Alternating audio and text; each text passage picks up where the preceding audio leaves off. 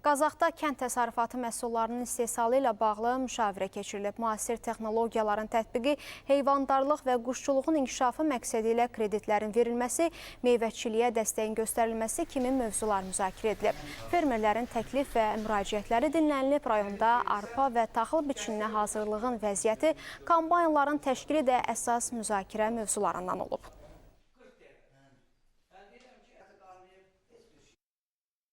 Bugünkü müşavirədə biz rayonun böyük fermer təsərrüfatlarını, iri fermerləri buraya dəvət etdik.